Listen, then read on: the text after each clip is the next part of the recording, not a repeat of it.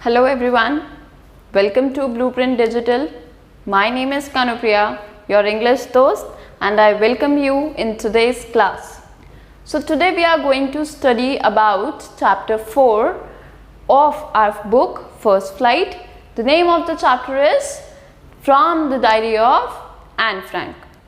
So basically ये chapter एक excerpt है हमारी book the diary of young girl से, और इसकी जो राइटर हैं वो खुद एन हैं। और एन ने, पहले मैं ये बता देती हूँ एन कौन है। एन एक जूइश गर्ल थी।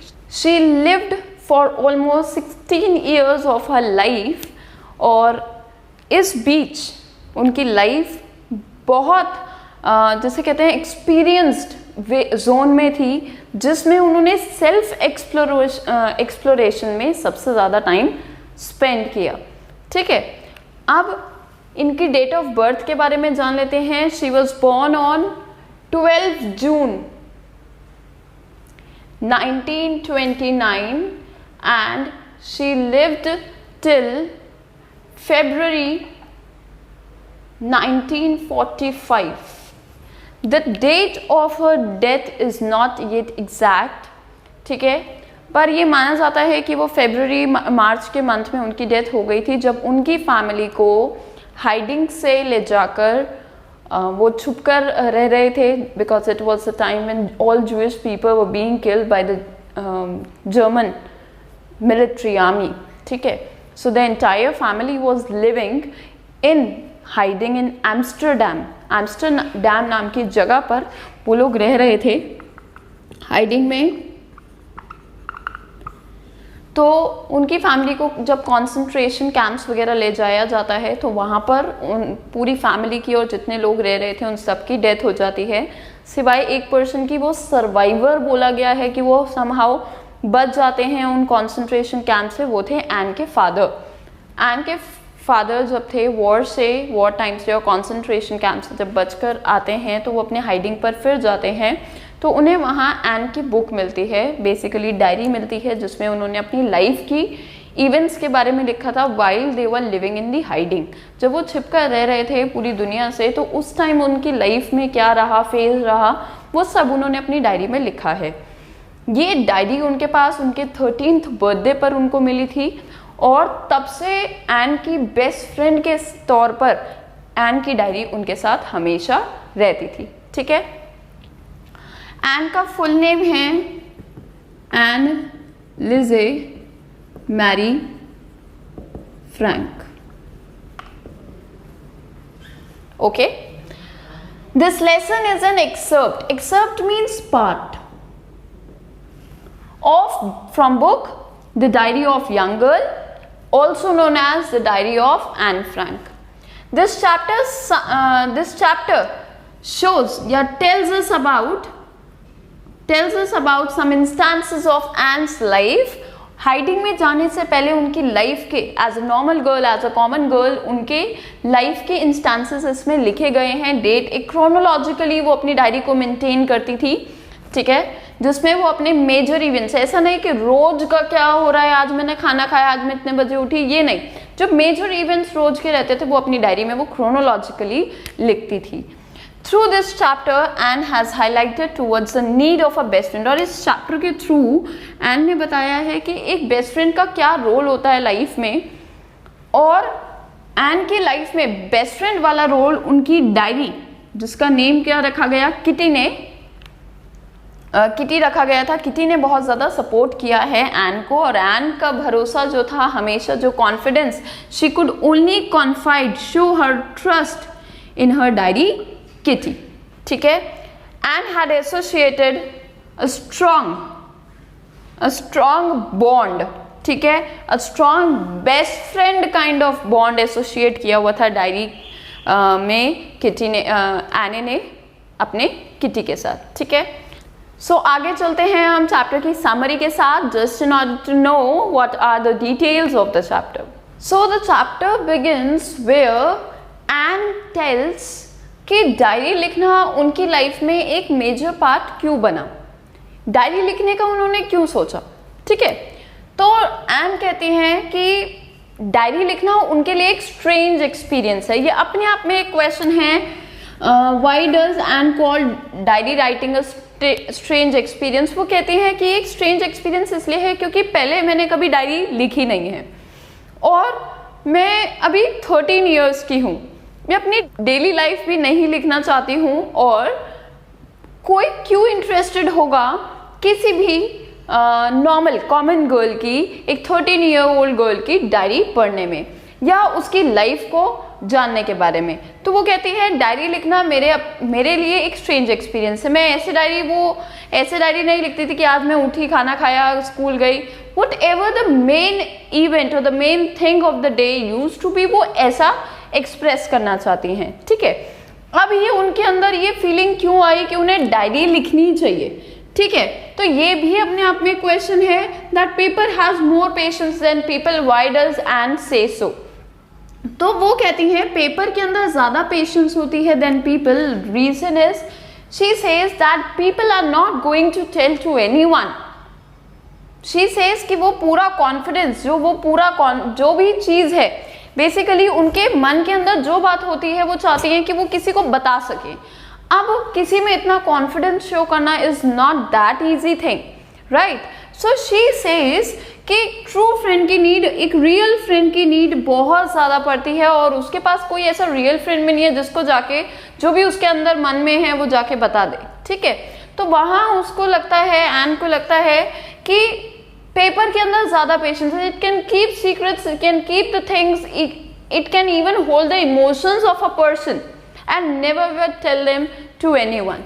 इसीलिए उनको क्या लगता है कि उनकी लाइफ में क्या है, कभी ऐसा नहीं हुआ कि उनके मन के अंदर जो स्ट्रॉन्ग इनर फीलिंग्स हैं वो जाकर किसी को एक्सप्रेस कर सके। तो वहाँ एक रियल फ्रेंड की ज़रूरत उनको फील होती है अपने इमोशंस या अपनी थॉट्स को शेयर करने में।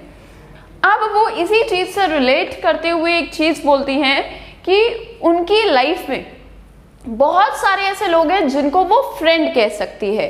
There are many people, many aunts, बहुत सारी आंट्स हैं, एक हैप्पी होम है, एक हैप्पी फैमिली है जिसमें मदर है, सिस्टर है, एल्डर सिस्टर, ठीक है, एल्डर सिस्टर भी है और सपोर्टिव पेरेंट्स भी हैं, ठीक है, लविंग पेरेंट्स भी हैं और बहुत सारे ऐसे लोग भी हैं जिन्हें वो क्या कहती है, उसकी बहुत सारी फ्रेंड्स भी हैं, ठीक है, जिनके साथ वो हैंग आउट कर सकती है। She can go for talking and laughing together, but she says कि हम बात तो करते हैं एक दूसरे के साथ, दोस्त तो हैं, बट हमारे बीच में एक ऐसा बॉन्ड नहीं है कि हम अपनी बात शेयर कर सके, मैं उनके ऊपर ट्रस्ट नहीं कर सकती। ठीक है, ऐसा एन को लगता है। वो कहती है कि हमारी ऐसी गलती नहीं है, ये गलती यहाँ पे किसी की नहीं है। वो कहती है हम लोगों के बीच में ही ऐसा बॉन्ड बना हुआ है that we can't confide in each other, एक दूसरे पे भरोसा नहीं कर सकते इस चीज़ को लेकर कि हाँ हम अपने रियल या सीक्रेटिव चीज़ें या कुछ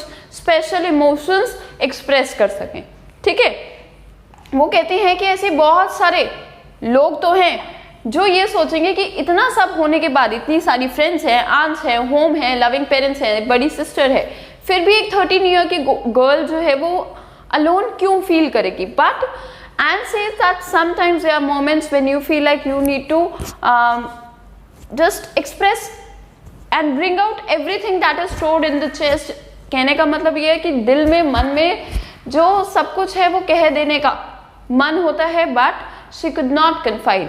तब जब उस एन को ये 13th बर्थडे पर डायरी मिली, तब उन्होंने सोचा कि मेरी जो रियल फ्रेंड का रोल जो प्ले होगा वो मेरी लाइफ में रियल फ्रेंड का रोल प्ले होगा बाय किटी ओनली, और उन्होंने अपनी डायरी का एक नेम दे दिया किटी। ठीक है, ये एन की डायरी थी जिसमें वो अपने सीक्रेट्स या इमोशंस या थॉट्स या ओपिनियंस, कुछ बायस्ड ओपिनियंस हो सकते हैं, कई बार ये ऐसा होता है हम अपने पेरेंट्स को नहीं बोल पाते हैं, कोई बात कुछ कहना होता है फिर भी नहीं बोल पाते, तो ये सारी चीज़ें उन्हें क्या लगा कि डायरी में लिखी जानी चाहिए, because kitty is the only one she could rely upon.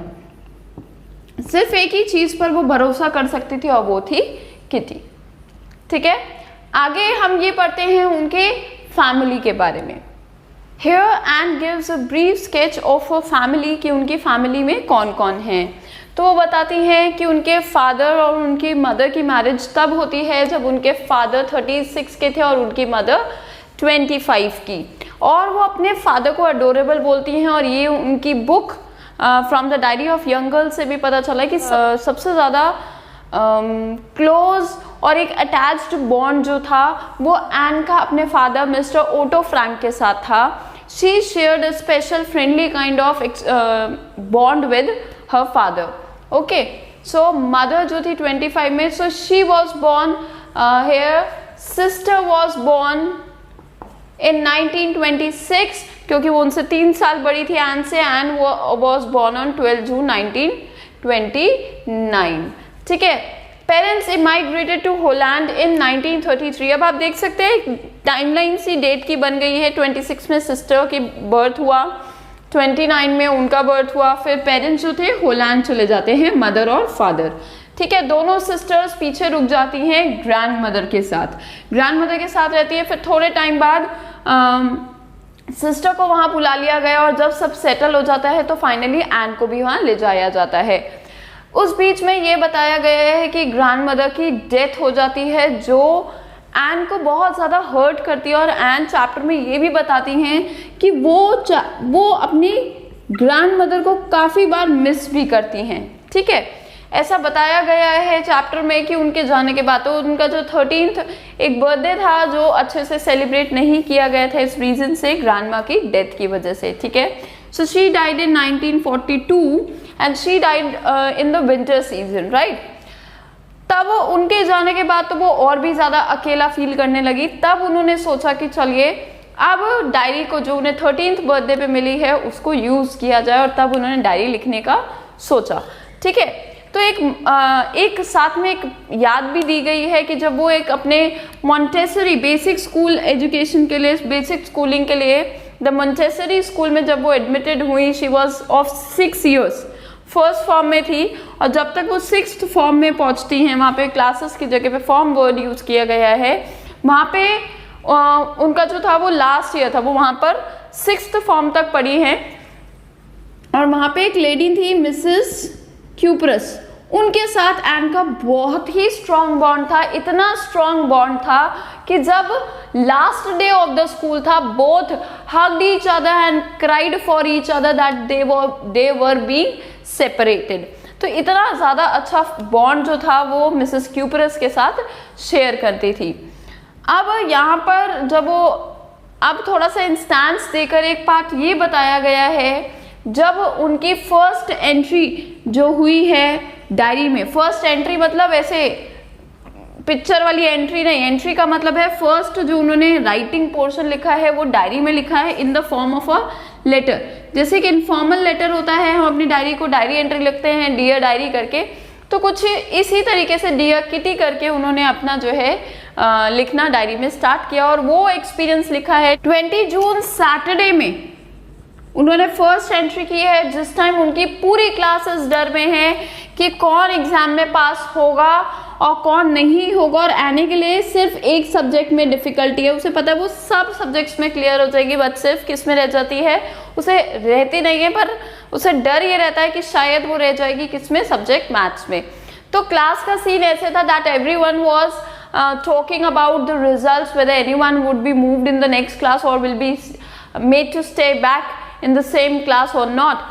And ये बताती हैं कि क्लास में बेट्स भी लगती हैं कुछ स्टूडेंट्स के बीच में, जिसमें वो बेट में क्या करते हैं, अपना पूरा समर सेविंग्स जो थी, वेकेशन की सेविंग्स, वो सारा इस चीज़ पे लगा देते हैं कि वो पास होंगे या नहीं होंगे इस चीज़ पर। ये चीज़ के बारे में थोड़ा कॉमिक और बेवकूफ़ी सी चीज़ लगती है उनको और उनकी फ्रेंड को। ठीक है, उनकी और उनकी फ्रेंड जो है इस चीज़ के बारे में डिस्कस करते हैं कि कैसे सब क्रेजी हुए हैं रिजल्ट को लेकर। और एन कहती है कि उनका सब सब्जेक्ट्स में अगर देखा जाए तो रिजल्ट अच्छा रहेगा एक्सेप्ट इन मैथ्स, क्योंकि मैथ्स के टीचर के साथ थोड़े उनके रिलेशंस अच्छे नहीं थे। मैथ्स के टीचर का नेम था मिस्टर कीजिंग, वो थोड़े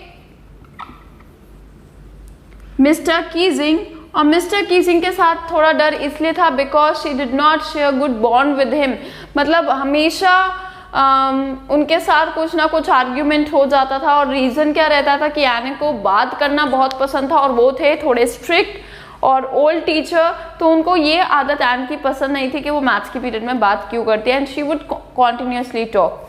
एक चीज़ ये भी बताई है एन ने कि बच्चे जो हैं उनकी क्लास में, वो कहती हैं कि मेरी क्लास में क्वार्टर ऑफ स्टूडेंट्स ऐसे हैं जो बिल्कुल डम हैं और बिल्कुल रखे जाने चाहिए। बट वो कहती हैं कि टीचर्स क्या होती हैं, टीचर्स को उन्होंने एक स्टेटमेंट दिया है टीचर के ऊपर, that teachers are the most unpredictable creature.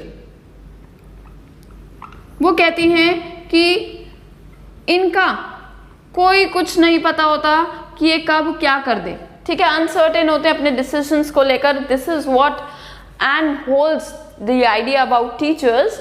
और आगे जो हम पढ़ते हैं वो हम ये पढ़ेंगे कि कीजिंग, मिस्टर कीजिंग और उन एन के बीच में कैसे क्लैशेस हुए और उन क्लैशेस को कैसे एन ने रिजॉल्व किया है। सो जैसे हमने बात की, मिस्टर कीजिंग को एन की ज़्यादा बात करने की हैबिट बिल्कुल पसंद नहीं थी, as he was a strict teacher.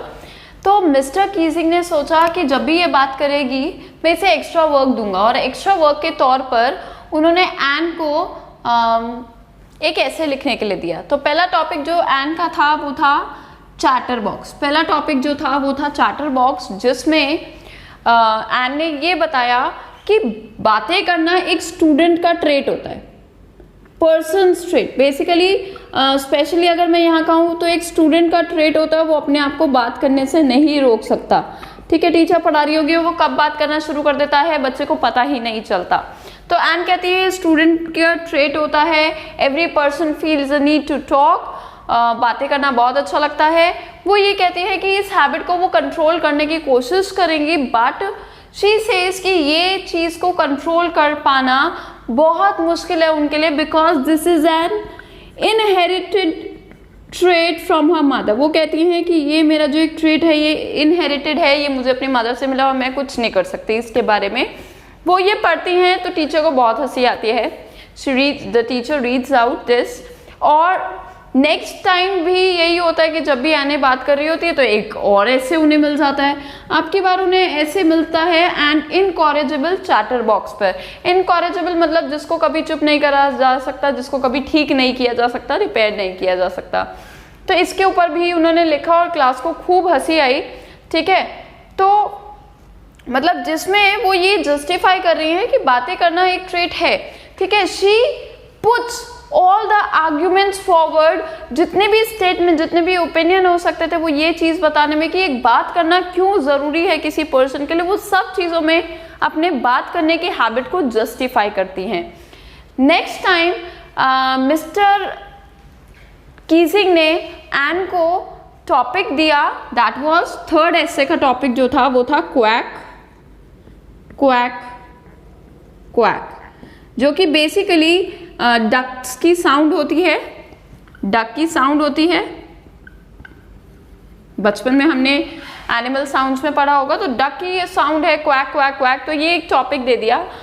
अब की बार आने ने सोचा टीचर को मजा सिखाऊंगी, ठीक है। She wanted to teach a lesson to mister Keesing. तो उसने क्या किया, उसकी जो फ्रेंड थी, एन की फ्रेंड थी Sanne, see how similar the name was, कितना राइमिंग, दोनों बेस्ट फ्रेंड्स, दोनों फ्रेंड्स का नेम है।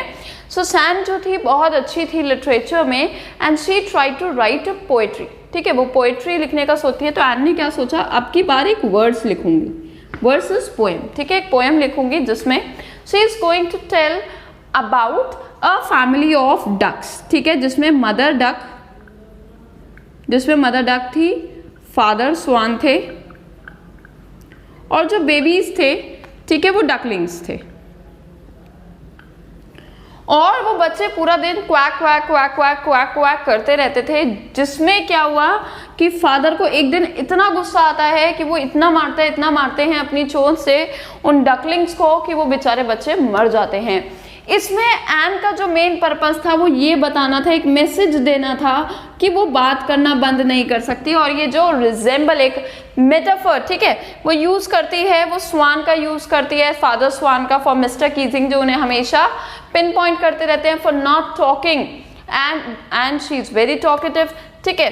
तो ये एक मैसेज देना चाहती थी that she cannot stop talking. Ultimately it will happen that she might get died. ठीक है, she didn't try to threaten the teacher, she just wanted to give the message कि हाँ मैं बातें करना बंद नहीं कर सकती. भाई बातें करना कोई बंद नहीं कर सकता, जिसको आदत है बात करने की वो बात करेगा. ठीक है, तो यहाँ पे मिस्टर कीजिंग जो है समझ जाते हैं कि उसने पोएम के थ्रू क्या लिखने को कहा है, और जब वो रिसाइट क्लास में की जाती है पोएम, तो पूरी क्लास मतलब the entire class burst into the roar of laughter. सब बहुत तेज तेज हंसने लगे, यहाँ तक कि मिस्टर कीजिंग जो कि बहुत स्ट्रिक्ट टीचर है, ही ऑल्सो लाफ्ड हार्टिली. ठीक है, और वहां से एक चेंज आता है एंड इस काम की वजह से, क्योंकि पोएम एक्चुअली में एन कहती है कि बहुत अच्छी लिखी गई थी, as it was her first attempt और सैन की मदद से लिखी थी. तो एन कहती है कि इसकी वजह से मिस्टर कीजिंग में ये चेंज आया कि उसके बाद से उन्होंने कभी होमवर्क नहीं दिया, उसको एक्स्ट्रा असाइनमेंट नहीं दिया, और कभी भी क्लास में बात करने के लिए भी नहीं रोका. यहाँ तक कि वो खुद मिस्टर कीजिंग के अंदर अब ये चेंज आ चुका था कि वो कभी कभी खुद ही क्लास में जोक्स जरूर क्रैक कर दिया करते थे. So this is the chapter all about. I hope you understood it. आपको अच्छे से समझ में आया. I hope you have copied all the notes. I have summarized and written all the important details. So if you understood the chapter, do give your feedback in the comment box. Do give a like to the videos, just in order to know we are being supported and you are being supported with the good content. So we'll meet in the next class. Till then, stay tuned. Keep studying. Saying bye bye for today.